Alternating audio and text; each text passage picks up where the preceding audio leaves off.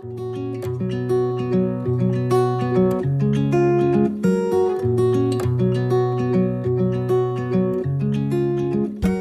welcome to the Flawed Theology Podcast. I'm Phil. And I'm Susie, and we're asking the question, if your theology were wrong, wouldn't you want to know?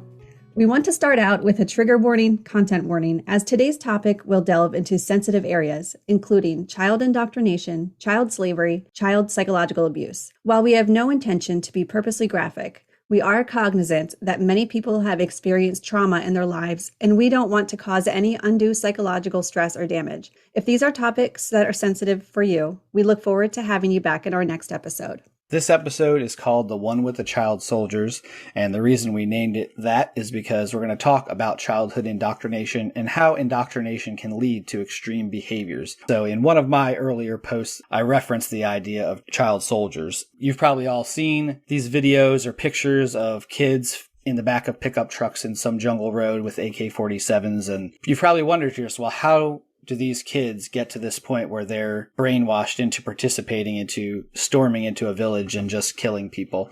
Obviously a multifaceted issue, which we're not trying to unpack child soldiers today, but we are going to talk about how those kids are manipulated into this type of service because they're convinced that their only option for their life and for their survival is to do what their warlord asks them to do. So we're going to dig into how it's similar to a child who's raised in a Christian home. So first, we want to talk about what indoctrination actually is. Yeah, the official Oxford Language Dictionary, which is always a good place to start for anything, is that indoctrination is the process of teaching a person or group to accept a set of beliefs uncritically. The uncritically part is a huge thing. Right. Take it at face value, believe it, and then live it.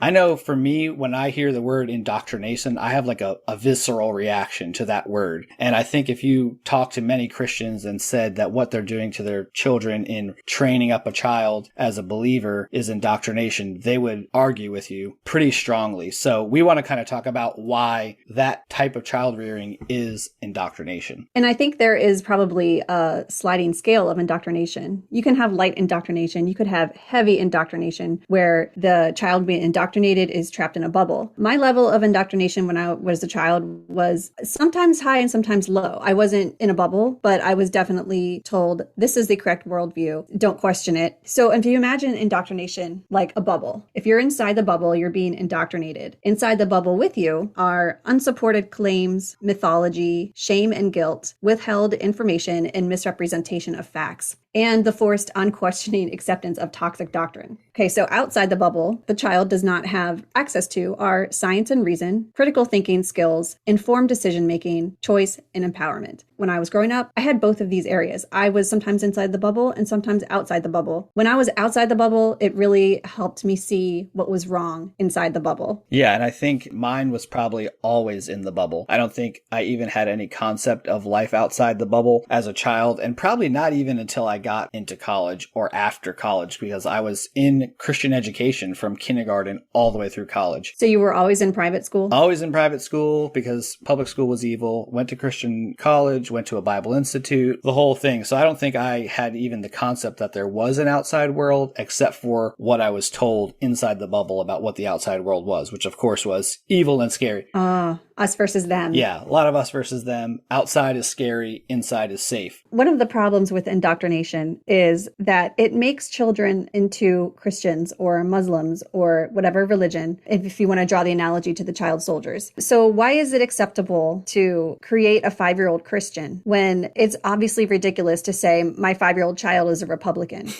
or a Marxist? Obviously, they don't have the cognitive abilities to declare themselves a Republican. They have not evaluated all the issues. So why is it okay to teach your children one specific worldview and say, my child is this religion? Yeah, and if you guys are familiar with Rachel Held Evans, she was an instrumental part of the beginning of my deconstruction journey. She has since passed on, which is a very huge loss to the world in general. But she says, and I think in her first book, she talks about how really American children are basically winners of a geographical lottery when it comes to their faith traditions. If they were born somewhere else, the chances of them growing up to being evangelical Christians is much lower. You know, conveniently, if you're born in the US, you're a winner.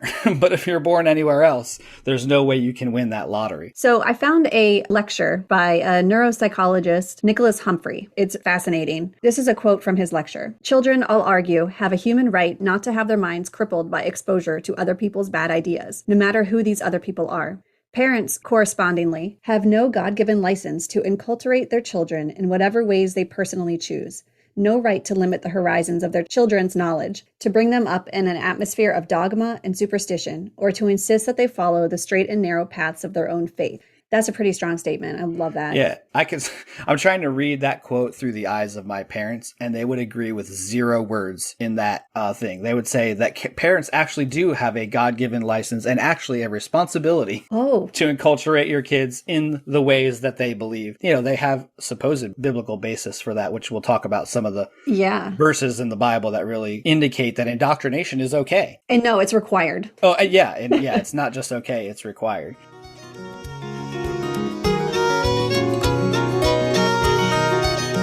So what we want to dig into first, after kind of defining what indoctrination is we want to talk about the age of reason and what's also known as the age of accountability in the world of Christianity.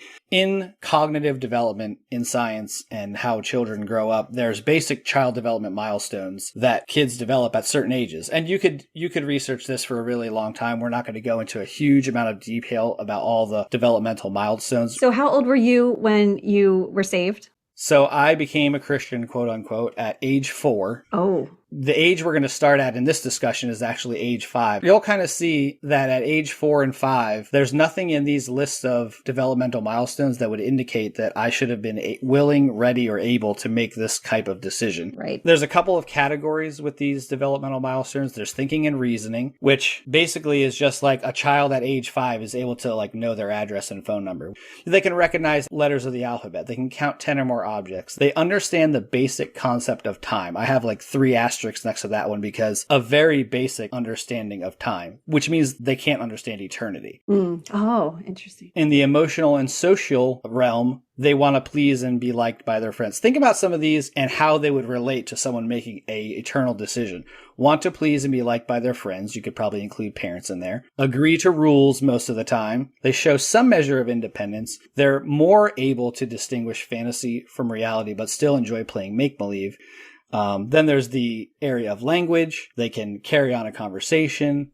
They often call people or objects by their relationship to others, such as Bobby's mom instead of Mrs. Smith. Based on those developmental milestones, at age 5, children don't have the ability to cognitively understand the ramifications of a faith decision, or even understand anything other than the fear of something bad happening in the future. Do you remember your decision to become a Christian when you were 4 being fear-based? 165,000%. Okay. If you've read my story, the way I came to faith was before I went to bed, my parents had been watching a particular TV preacher sermon that was on TV, and he had obviously talked about hell at the end of it and given an altar call and that whole thing. Those of you who grew up in evangelical world know exactly what I'm talking about. And I went to bed not really thinking anything of it, but then I was in bed and all of a sudden I realized that I was really afraid of hell. And it wasn't the first time I had heard that phrase, but when you hear the loaded language that's in an altar call, like if you were to die tonight, do you know if you would wake up in heaven? That stuff weighs on you when you're 4 years old. So I remember coming out of my bedroom and saying to my parents, I don't want to go to hell. And my parents getting this look of joy on their face. Oh gosh. If I had a kid say that to me now, I would have horror on my face, Yeah. So I remember kneeling down on the floor next to the couch. I can actually still see this couch. That's how embedded in my head this is. And praying to become a Christian so that I wouldn't go to hell. It was all about hell. And so when you were age 4 or 5, and you had this thought, I don't want to go to hell. Your thought wasn't, I wonder if hell doesn't exist. I wonder if all the adults around me are wrong. Maybe I should look into this. No. That never crossed your mind. You were 4. You trusted the adults in your life, and your 2 options were go to hell or go to heaven. There was no other third option. Right. If you think about children's basic needs at that age, food, shelter, clothing, emotional care, that's all that's on our radar. So you're literally relying on your parents for survival. survival. I don't know where I really read this point, but this really stuck out to me that a kid, at this age, 5 to 10 or whatever, they can't not accept what their parents are teaching them because they can't go anywhere else. If I didn't want to believe in God at age 5, what could I have done about it? Said no? Like, you don't have any autonomy. You don't have any ability to fight that. You can't reject your parents' religion and go and live on your own. I would have literally died, if I just was like, well, I'm leaving the house. I'm 5 years old. But the age of reason in cognitive science is very well defined. I'm going to read a little quote from Dana Dorfman, who's a PhD psychotherapist. She says that the age of reason refers to the developmental, cognitive, emotional, and moral stage in which children become more capable of rational thought, have internalized the conscience, and have better capacity to control impulses than in previous stages. Most of the accepted science says that this happens around 7 to 8 years old. Neurologically, their brain is able to kind of rationally think about things. Their temporal and frontal lobes have grown to a certain level that they can think a little bit differently. And that's kind of the age when kids may stop believing in Santa or the Tooth Fairy too. Right. Even though a child may have more critical thinking skills at around 7 or 8, they don't have that emotional capability to say, no, I don't think I believe what the adults in my life are teaching me. I'm going to go research this on my own. So when I was 13 and I got confirmed, I didn't have a choice but to just accept what they were telling me, even though inside I did not accept it. I had to just pretend like I did and go through the motions. And so I think that at any age, a child is going to feel pressured to accept the indoctrination, and any age, in my opinion, is too young. Yeah. What was the expectation? Like, once you're confirmed at age 13, what's the expectation of that was basically levied upon you? Were you supposed to live differently now that you were confirmed? Or is it just like, now it's official? Yeah, it's just now it's official. It's a huge process. So it's a 2-year-long intensive class. And then it's like a ceremony during church, and there's pictures, and you have to wear the robe. You get like a candle or something, and your parents are all happy. Your aunts and your uncles come. Right. I mean, there's just nothing I could have done about it. It was going to happen whether I believed it or not. There's literally nothing I could have done. And you probably, on some level, depending on where you are in thinking about these things, you're probably excited to do it on some level because you know that it's making the people who are important to you in your life, it's making them happy. I definitely did not want to disappoint my parents, but I remember feeling anxiety on the inside. Yeah. Because it felt disingenuous to me. Imagine at 13, maybe saying, I don't believe in God anymore, and what kind of a impact that would have on a 13-year-old in a family that is expecting them to live and believe a certain way. So I know somebody who told me that when they found out that Santa wasn't real about age 7, so they said to their mom, Santa's not real? And this person's mom said no. And he said, well, what about God? Is God real? And she said, oh, yeah, God's definitely real. And he said inside, he thought, I wonder how old you have to be before they tell you God isn't real. And he said after that, he never believed, not a day in his life, but he could never tell his parents. That's so interesting. He had to get confirmed too. Yeah. I grew up never believing in Santa. Santa was not a thing on my radar at all. It was like Christmas is about Jesus, and, some people believe in Santa. It wasn't that Santa was evil or anything like that. My wife and I were actually talking about this and saying, isn't telling someone about Santa, isn't that indoctrination kind of too? You've indoctrinated them about Santa. And I was like, oh yeah, it kind of is, because like you're telling them that it's real. I really struggle with the Santa thing. Ew, I feel like I'm in a therapy session right now. My husband and I had this huge thing where a few years ago, I didn't want to tell the kids that Santa was real. I was like dropping them hints that he wasn't real. And same with the Easter Bunny and Tooth Fairy. And he was like, come on, just let them believe it's a fun part of childhood. And I couldn't really tell him why I didn't like the idea of telling them that Santa was real. But I think it's because it felt too close to indoctrination, now that you're saying that. Right. I said, it feels like lying. I told him it feels like lying. Yeah, that's how I felt about it too, because I was like, okay, well, is it fun for the kids? Is it going to be devastating when they find out that it's not real? How do you bridge that gap? And it's funny because when you're talking about Santa, there's no eternal ramifications to the belief in Santa, but I'm still agonizing about this decision. I have 2 younger kids still. If parents agonize over the idea of Santa, which has really no impact on their lives, shouldn't they agonize over teaching a kid about God and heaven and hell and their eternal destiny? Yes. At least do your homework and research whether it has foundations. Right. So that's the kind of the scientific cognitive age of reason. Then the Christians kind of have their own version of age of reason. Before this age, a child cannot be held responsible for accepting or rejecting Jesus. So if a child dies before this age of reason, they would automatically go to heaven. And is this biblical? So, no, I could not find the concept of the age of accountability, even in a concept in the Bible, really. So the other thing is that the age of reason differs depending on who you talk to. I think it's as early as they can get them. Right. It's just based on whenever a given parent believes their kid can make the decision, which is when the kid makes the decision.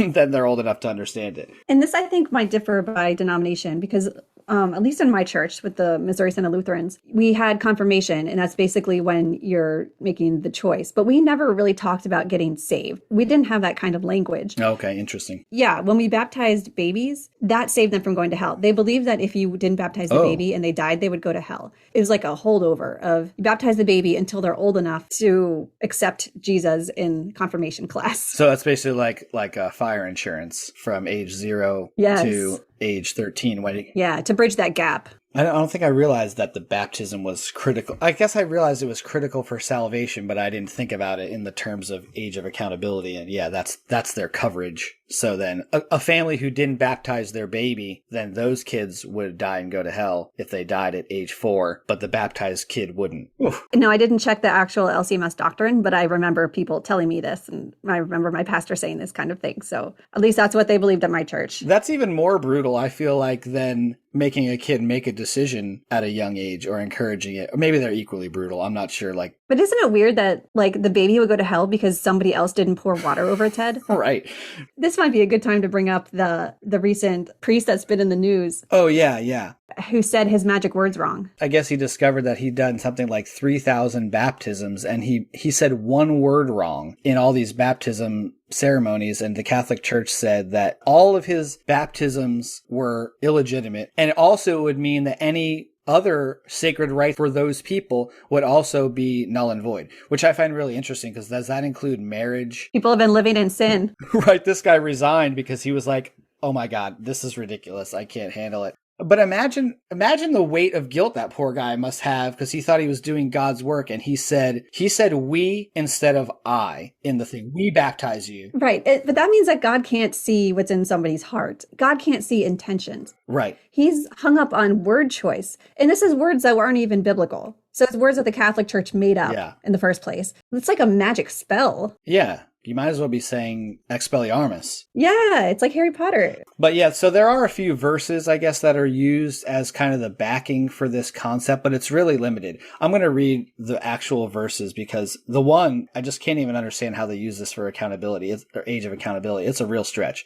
So it's from the book of Isaiah, and it says, "Butter and honey shall he eat, that he may know to refuse the evil and choose the good. For before the child shall know to refuse the evil and choose the good, the land that thou abhorrest shall be forsaken of both of her kings." Yeah, and that's part of the famous Isaiah prophecy. I don't even see how you get the age of accountability idea from this verse. Another passage they use is in Luke in the New Testament where Jesus was 12 years old and he was asking the religious leaders of his day profound theological questions. So they then extrapolate that to mean, well, Jesus could ask these profound questions at 12. So 12 is a good age of accountability. Jesus was divine. Allegedly. Well, right. That's the problem I have with this. Right. Is that he was divine. So he had this innate theological knowledge. And everybody around him was astounded by the questions he was asking. So isn't that implying that he was out of the norm? Right. Another quote from John MacArthur, who, if you're not familiar with him, he's a huge evangelical pastor. And he said, in summary, the age of accountability is not clearly defined in Scripture. I think it's up to parents. Every time a child wants to respond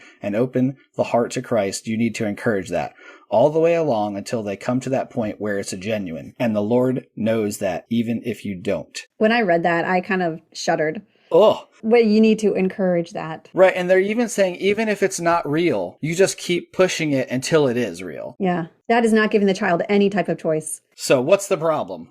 Yeah. So the problem is that by this logic, you could kill any child really before the age of reason and be doing it the biggest favor of its life. Obviously, that is something very extreme that we're saying just to make a point. We're not actually encouraging people to kill their children. But yeah, if you grew up in that mindset, how are you supposed to, as a child, develop normally and have positive self-esteem about yourself? I can't even imagine now looking back at it how that idea of being a Christian was everything for who I was. It was who I was. I wasn't me. I was just a Christian. So you're saying that outside of the Christ identity, that these children have no worth? Well, yeah, that's what it seems like to me looking at now, because you're like, if you're just going to die and go to heaven anyway, which is really, that's the only thing that matters in Christianity anyway, is what happens after you die. And then the other question that comes up is, well, what about kids who make this decision before age 12? Is that real? Do they need to keep getting saved every year? Right. That's a recurring theme on some of those podcasts that we listen to, like Graceful Atheists. These people keep getting saved over and over and over. Did that happen to you?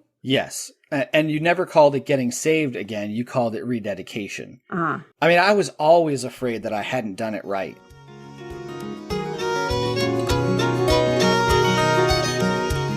Yeah, let's talk about why indoctrination is important for the propagation of religion. Yeah, so indoctrination is a huge component of how religions survive. So if you've read The God Delusion, I highly recommend it. But he talks about in his book that religions are like viruses of the mind that infect people when they are at their most vulnerable. So if you think about a belief system like an organism, like a biological organism, belief systems flourish or die out depending on how good they are at propagating. So they need to be better at propagating or reproducing than their competition. So competing belief systems, right?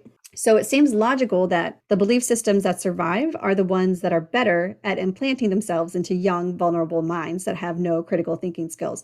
So the most severe cases of indoctrination, we already mentioned this, they remove any competition of other belief systems by putting the child in that bubble and removing both the means and the motivation to reverse the indoctrination or escape from the belief system. That's fascinating, especially from the idea of like it being a virus and living in the times that we live with the pandemic and what you learn about viruses and what they need to survive. If you think about a belief system like a virus, it makes perfect sense. It's looking for a host that it can replicate in, but not kill. Yeah. So the reason that kids are so vulnerable is because evolutionarily, we had to have this period of our lives when we are young that we believe everything that our parents tell us, because literally we relied on them for survival. Yes. So imagine like 100,000 years ago, you're living with the saber-toothed tigers and they live in the caves. I don't even know if humans and tigers lived at the same time. Right. Don't quote me on that. When your parents say, don't go outside. Yeah, don't go near that cave because a lion or a tiger,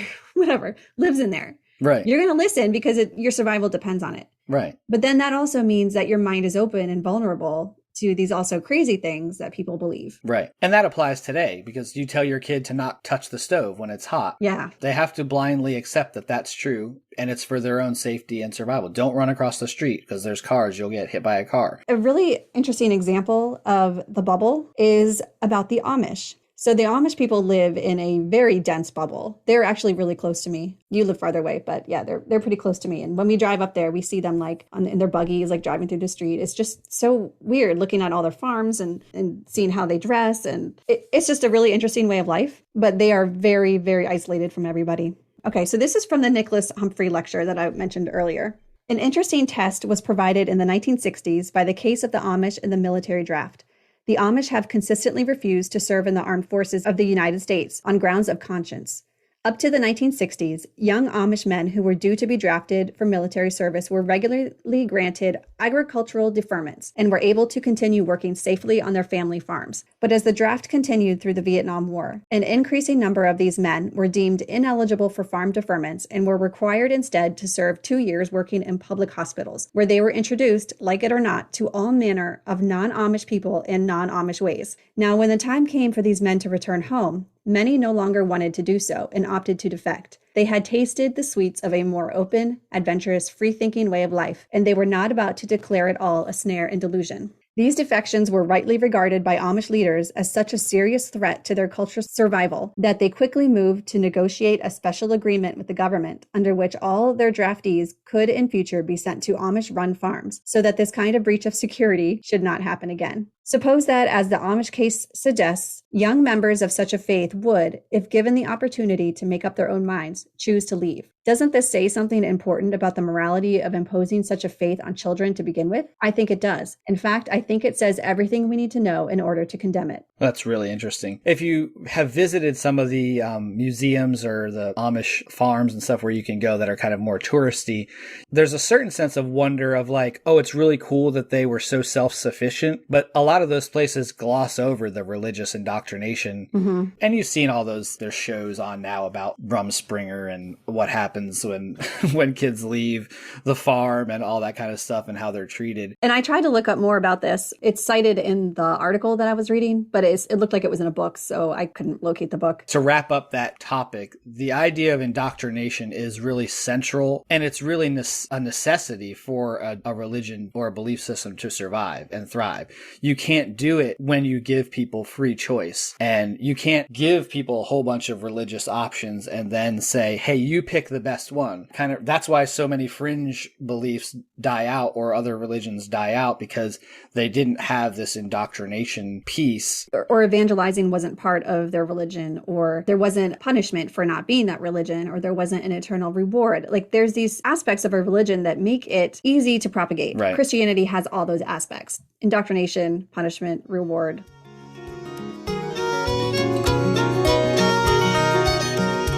Have you watched any of the series that are on now about Scientology? Oh, I did like a 2-year deep dive in Scientology before I started deconstructing. Yeah, super interesting. And when I watched a couple different series about it. And the more I looked at it, I was like, oh man, this isn't that different than how I grew up. I didn't have to go serve on a ship or go to sign an eternity contract. Right. I didn't have to go to a compound in California, and I didn't ever feel like I couldn't leave, but it just never crossed my mind.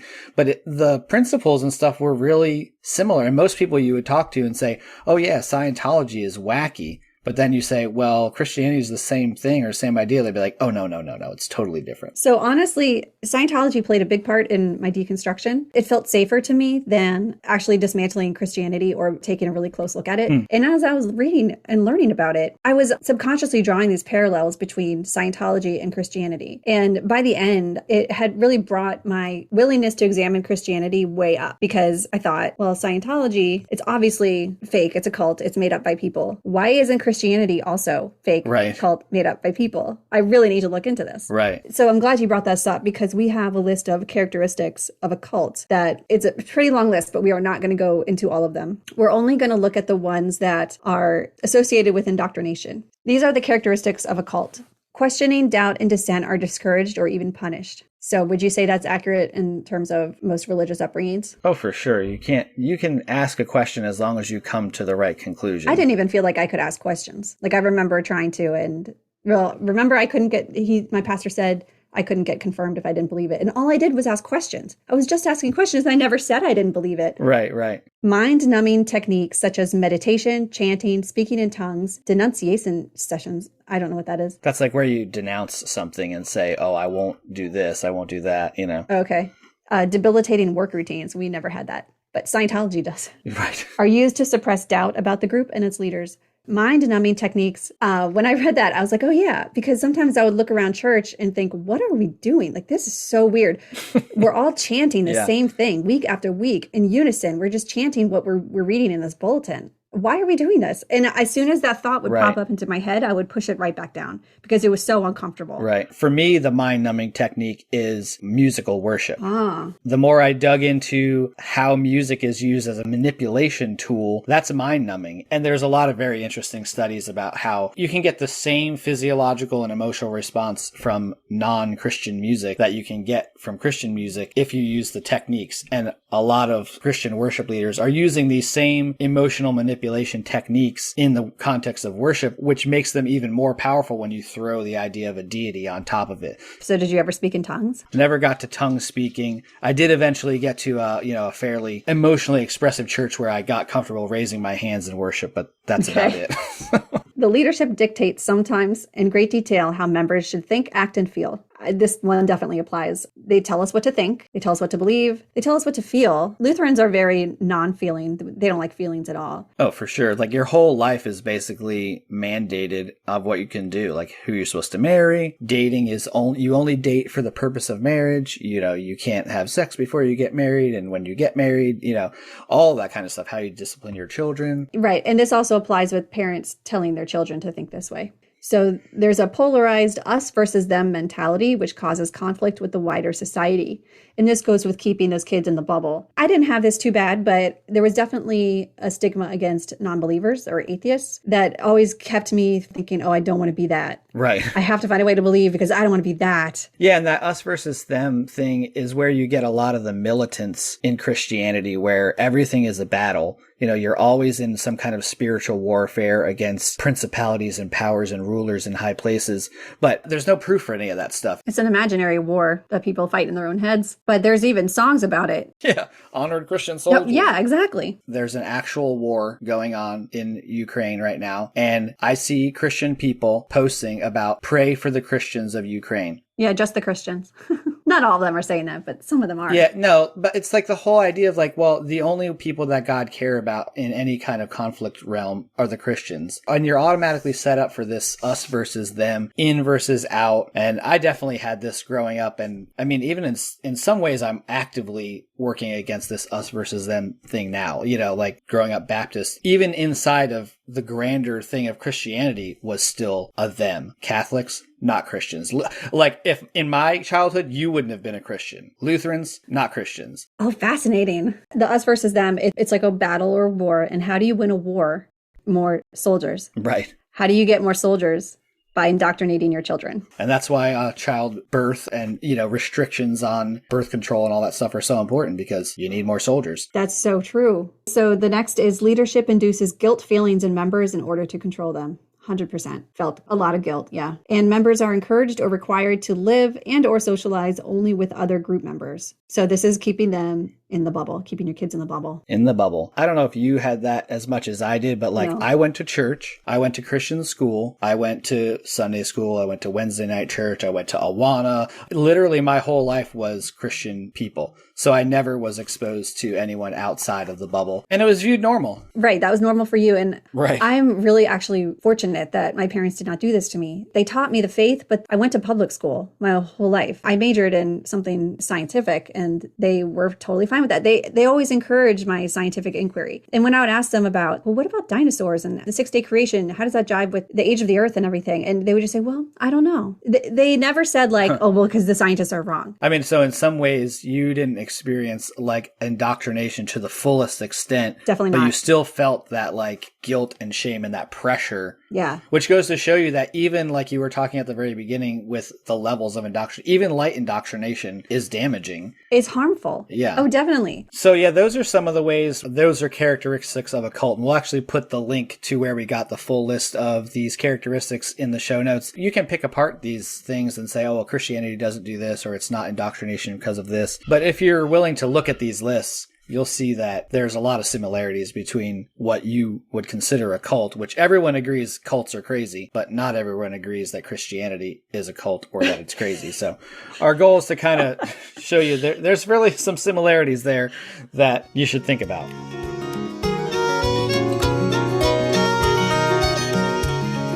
So how about the Bible? Does the Bible have anything to say about indoctrination? Yeah, I found a bunch of verses that support the concept of indoctrination. And this is not an exhaustive list. I just picked my 3 favorites. The first one is in Ephesians 6:4. Fathers, do not provoke your children to anger, but bring them up in the discipline and instruction of the Lord. Proverbs 22:6. Train up a child in the way he should go. Even when he is old, he will not depart from it. This one I really loved because we proved this wrong. And so did like thousands of other people who were brought up as Christians and left. Right. Deuteronomy 4:9-10. Do not let these memories escape from your mind as long as you live, and be sure to pass them on to your children and grandchildren. Never forget the day when you stood before the Lord your God at Mount Sinai, where he told me, summon the people before me, and I will personally instruct them. Then they will learn to fear me as long as they live, and they will teach their children to fear me also. Hello. And then I wrote ugh in big letters after that. And there's a lot more verses along that line in the Bible. It just goes to show you that we're not making this up. That Christians feel like they're commissioned by God to do this work of indoctrination. Oh, for sure. And they just don't call it indoctrination. No. They call it education or training or child rearing.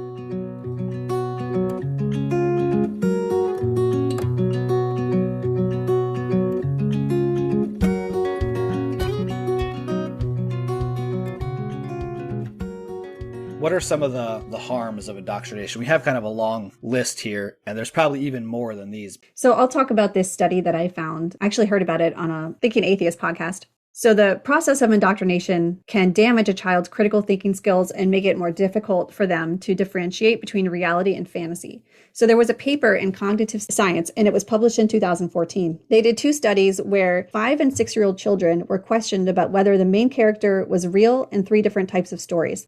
So here were the results of the study. Children who went to church or were enrolled in a parochial school or both judged the protagonist in religious stories to be a real person, whereas secular children with no exposure to religion judged the protagonist in religious stories to be fictional. Children's upbringing was also related to their judgment about the protagonist in fantastical stories that included ordinarily impossible events, whether brought about by magic or without reference to magic. Secular children were more likely than religious children to judge the protagonist in such fantastical stories to be fictional. The results suggest that exposure to religious ideas has a powerful impact on children's differentiation between reality and fiction, not just for religious stories, but also for fantastical stories. So I just read that basically from the abstract of the paper. But one of the interesting things that came out of the study was that, so if children are born basically knowing that there's a God or that they can look around them and see the world as designed and purposeful, and if they are predisposed to believe in a God, if that's true, then the non-religious kids would not show a difference between the religious kids in terms of believing in the miraculous events and the divine intervention. But that's not what they found. So I don't know if that means that, are we born believers or are we born atheist? I don't think this paper answers it, but it's an interesting question. Yes, that's definitely harmful if you can't differentiate between reality and fantasy. And if you're exposed to this for your whole childhood, and then you get into the adult world and you still can't differentiate between reality and fantasy, that could have some pretty dastardly consequences. An example of this is, I know somebody who is Catholic and subscribes to that Auto League. I don't know exactly what it's called. You pay a monthly fee and you get like a little medallion that you put in your car that's supposed to protect you. Oh yeah, I think my grandparents were in that. They had like it was like a medallion of a particular saint exactly. that you would keep what in is your going car on at to your protect house? you. Oh, I think my children are crying behind the closed door. It's just a weird concept to me that you could pay money and get protection in return. But people who have been indoctrinated their whole lives, they don't see an issue with that. I think that's one of the results of being indoctrinated. So we touched on this already, but when children reach the age of reason, quote unquote, age of reason, they're often pressured to confirm their beliefs in a public religious ceremony or get baptized. At this age, they may be starting to doubt the beliefs they inherited, but they feel obligated due to familial pressures to conform. So this whole process can cause a lot of anxiety and resentment within the child, like it did for me. I have firsthand experience with this. I guess you were 4 years old and too young to really understand the push and the pull of differing worldviews. Oh yeah, we definitely had that pressure for the public ceremony, but ours is more about the baptism instead of confirmation. When do you get baptized? Well, there's no set age for that too. It's like whenever you think you're ready. Oh. So I'm pretty sure that I was 8 or 10 when I got baptized. I think my mom actually just sent me my baptism certificate in the mail the other day because she's trying to like mess with my head because now that she knows I'm a heathen. Yeah, I just got one of those too from my mom. Oh, she slipped it into a bunch of papers. I don't know if she did it intentionally or not, but I kind of laughed and said, "Oh, here's my childhood indoctrination certificate." That's hilarious. Another harm of indoctrination is that children grow up to start fearing or having prejudice against women, LGBTQ+, and maybe other groups like racial groups. The list could go on. You can justify any kind of prejudice or bias if you think you have the Bible to support you on that. This again goes back to that us versus them thing. There's no limit to the them. Everyone is an enemy. Oh, it's so sad. And it's so exhausting. I remember, this was a couple years ago now, and I guess it maybe has died out a little bit. Remember when Target was going to start allowing transgender people to use the bathroom that they associated with? Yeah. Remember the uproar about it? This was war. Like this was the end of our society. I heard Christians say, "Oh, our country will never survive if transgender people can go in the bathroom." You know, it has been really freeing to say, "No, I accept everyone." To have that mental baggage off of you and not have to always have something against that group or that group or that group. I was trying to be Christian and thinking, well, the Bible does say that it's wrong. And I would try to justify things like, but it's not hurting anyone. And then I don't know, the Bible says, and everybody around me says. If you've heard a lot of people's deconstruction stories, a lot of people will say, one of the early cracks was, I met a gay person and they were a really amazing, nice, loving, caring, kind person. And I didn't think that was possible because of what I believed. That wasn't part of my deconstruction thing.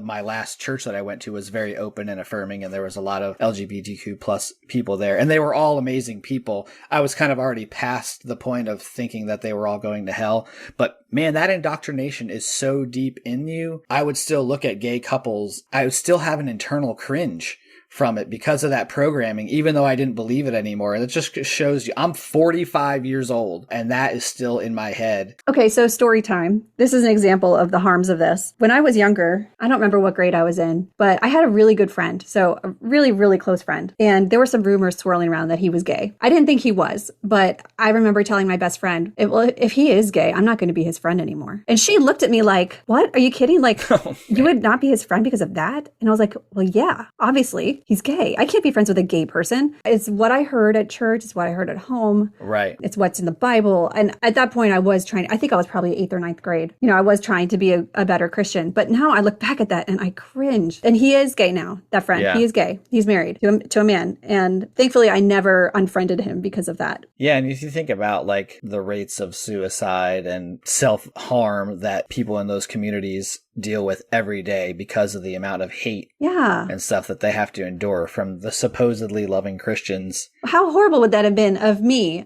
one of his good friends, to cut him off because of that? How would that have made him feel? And imagine if he was like not secure in who he was and he killed himself. Exactly. That's damage. People are dying from this kind of hatred. Yeah. It's not something that we should be taking lightly. And it's part of the reason why I feel like we have to do podcasts like this, because people have to understand how damaging this stuff is. It's not something that happens in isolation. It's not something that, your beliefs are your beliefs. They don't affect anyone. They do, and that's why we can't just like leave people alone when they believe things that are harming and damaging. Right. Not only was I damaged by the indoctrination, but I could have damaged my close friend. And that is what really bothers me. Absolutely. Next, children will fear hell. We've been touching on this the whole time, but I found a quote by John Shoemaker, an Australian psychologist, who described his own Catholic boyhood. He says, "I believed wholeheartedly that I would burn in eternal fire if I ate meat on a Friday.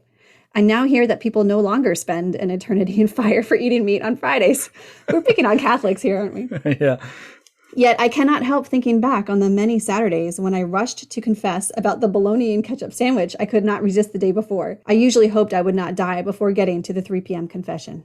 Oof. And thankfully he's an atheist now, so he doesn't have that fear of hell. Or maybe it's a lingering fear of hell. I don't know. Yeah. But a lot of times when people, even though if they don't believe it anymore, they still have that lingering fear in the back of their mind because it's so hard to get rid of. It's just so hardwired in your brain that you have that neural pathway that's already wired. And it's so hard to unwire that pathway. For me, I had rapture fear. I had hell fear. I always had the fear that I wasn't saved enough or that I hadn't prayed the prayer the right way, like that poor priest.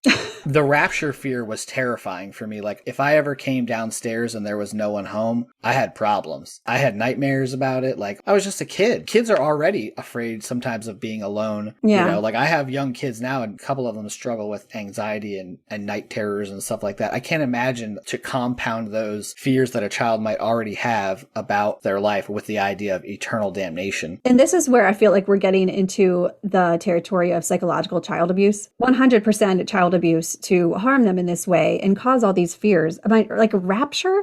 I cannot believe that somebody would put that worry on a child. That you had to deal with that is horrible. I'd be looking around for piles of clothes in my house because I was taught that when the rapture happened, you would leave your clothes behind, which makes a lot of sense of naked people flying through the sky. Oh my God. I shit you not. I was looking around for piles of clothes in my house. It's hilarious. It's sad. Yeah, I mean, it's funny now when you tell the story, but imagine being 8. If you wanted to play a joke on your brother, you would put piles of clothes around with like shoes and like clothes on top. And yeah, you would really make it look like they just vanished and everything fell in a perfect, yeah. This is so new to me. Lutherans never had a thing about the rapture. I don't think that they believed in it. I never really heard about it until I joined this like deconstruction community. Yeah, eschatology and the end time things was really big. Wait, eschatology? I thought that was like poop jokes.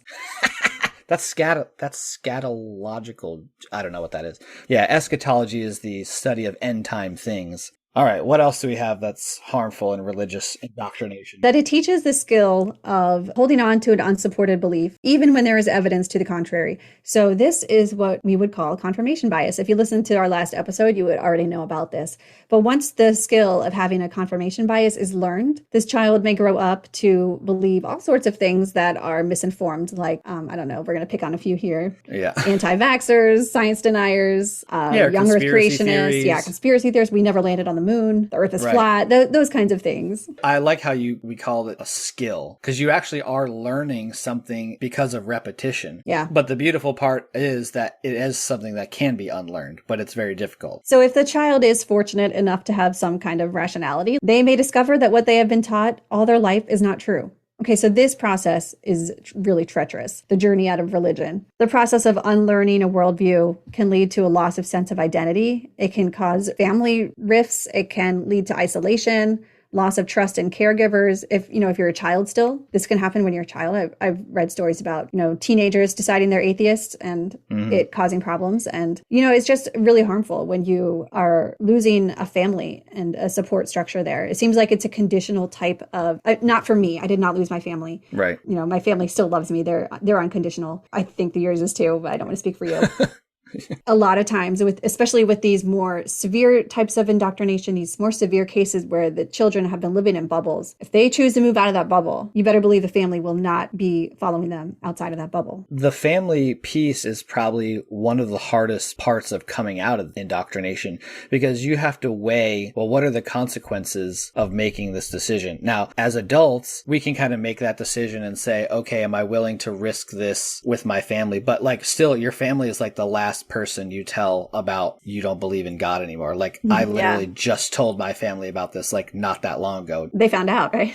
One of my sisters knew because I told her directly, but then parents found out in an indirect way, and then I just laid it on them. And I can't say that the relationship hasn't changed, because it has. It hasn't for me, because I know I've been dealing with this and I've been trying to maintain a relationship with them, but I know it has for them, because we don't have the same kind of conversations. And, I get mailings with things from my childhood, and so do I get books sent to me and stuff. Texts with podcasts that I should listen to, and all kind of stuff like that. It's all very subtle, and I know they mean well. Honestly, I don't blame them for what they did. They were doing the best they could with what they had. At this point, it's I don't blame you for it, but I'm not going to do it to my kids, So no, exactly. Yeah. I think the last harm we're going to talk about is about that indoctrination as part of a culture allows for an increased occurrence of abuse. And this is the part, where we gave the trigger content warning. The bubble allows a environment where abuse can happen that can go unchecked. And it's not just sexual abuse, even though that is a thing.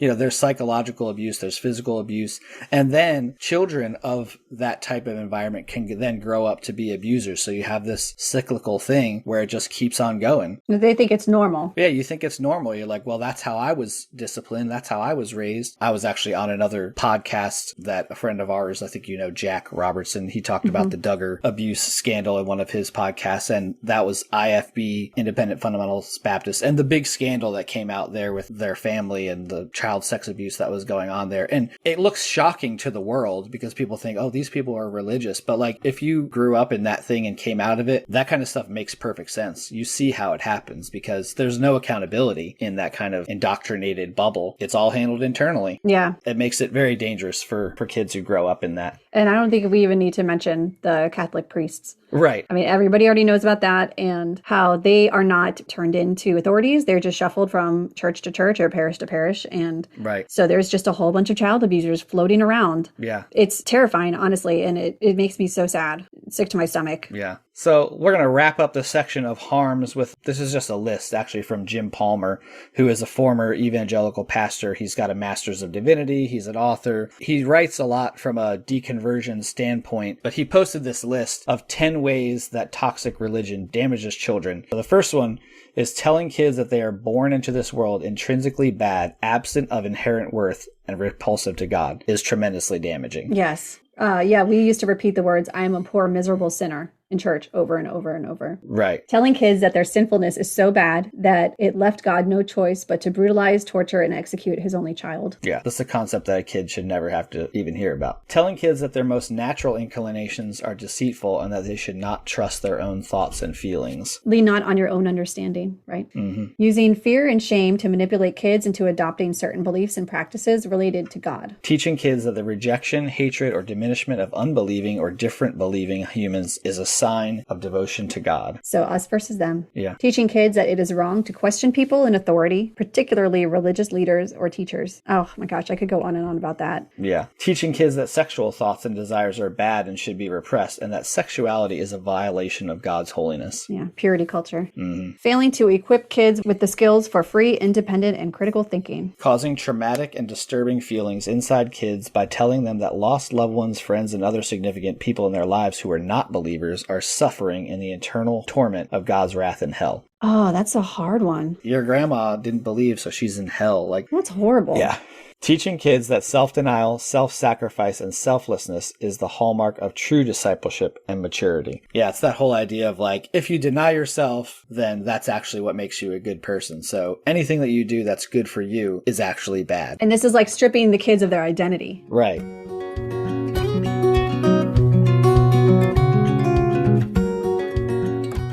So let's turn this a little more personal and let's talk about our own kids.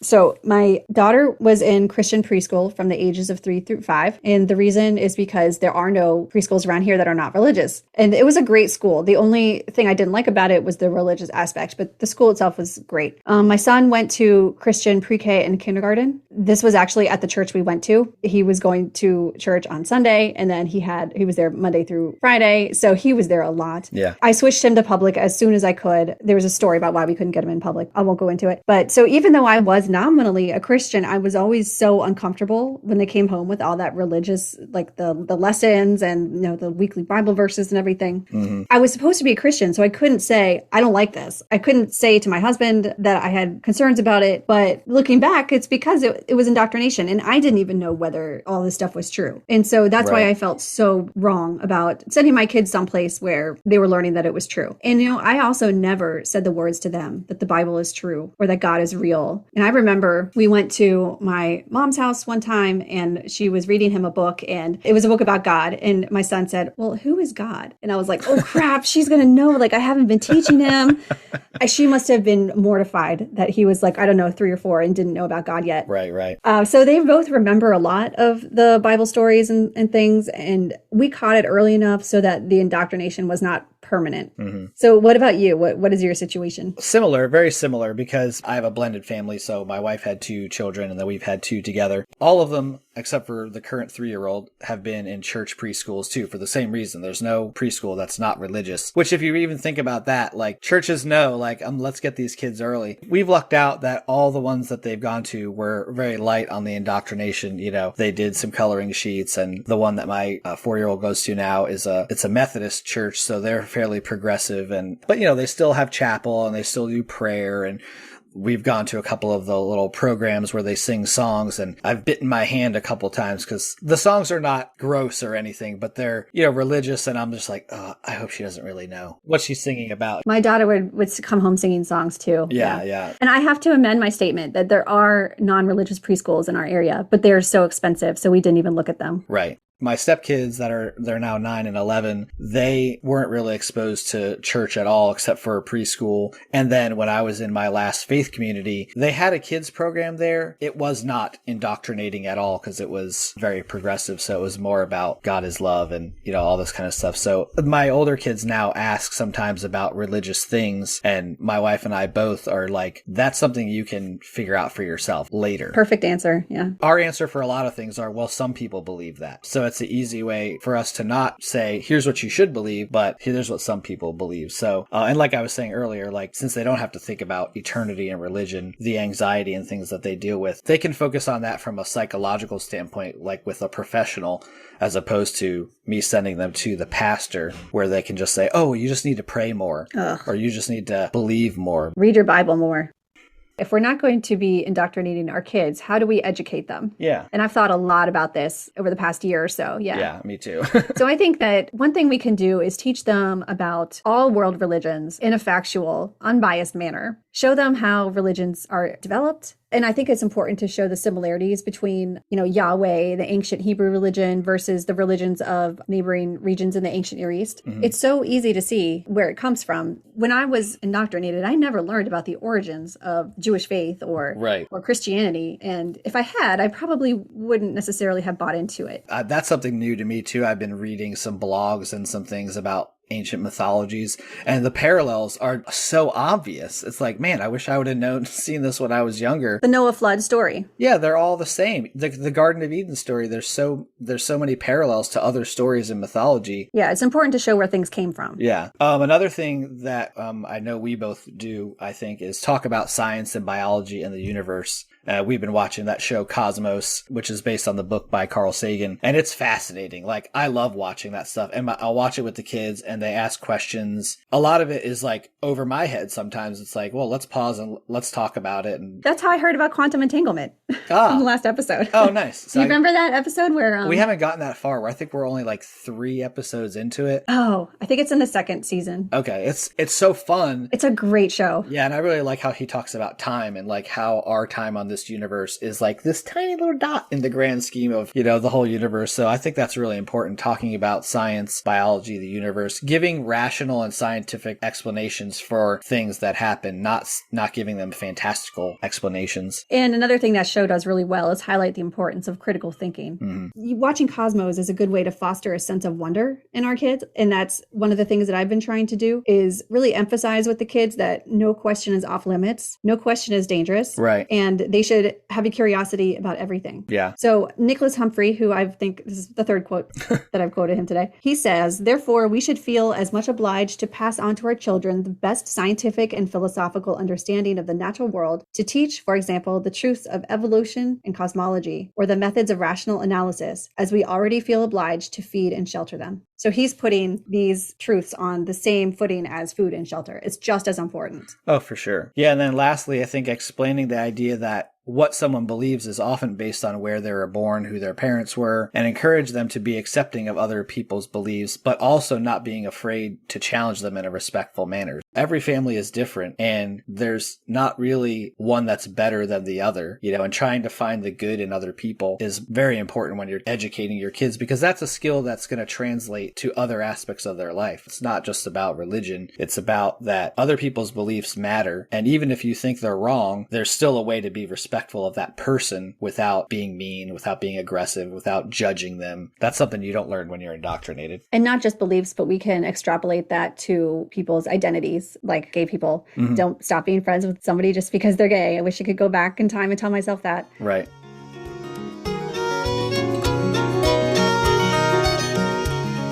In conclusion, this has been a long episode. We hope that it's been informative. Hopefully we didn't ramble too much. But in conclusion, I think the only thing we really want to say is that there is a difference between teaching and education and indoctrination.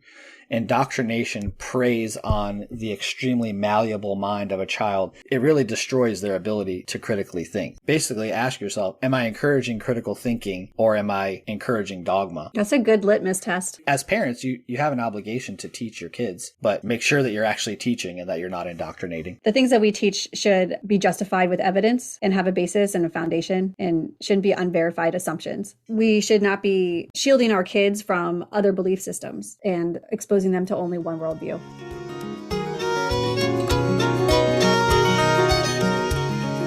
Thanks for listening to this episode of the Flawed Theology Podcast. I'm Phil. And I'm Susie. Tune in next time where we will continue to tackle the question, if your theology were wrong, wouldn't you want to know? Follow us at flawedtheologypodcast.com and subscribe wherever you listen to your favorite podcasts. Rate and review us on Spotify, iTunes, and Google Podcasts. We will be posting a lot of the things that we referenced in the show notes. See you next time.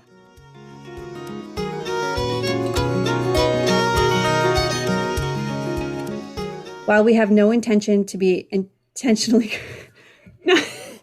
Thanks, Phil. Well, we have no intention to be intentionally graphic. Or redundantly redundant. Or redundantly redundant. That's what you get for not proofreading my crap. No. Where have you been, grammar bitch? Damn. Okay, give me a second. Why do you do this to me? You know, once I start laughing, I don't stop. Well, that's true.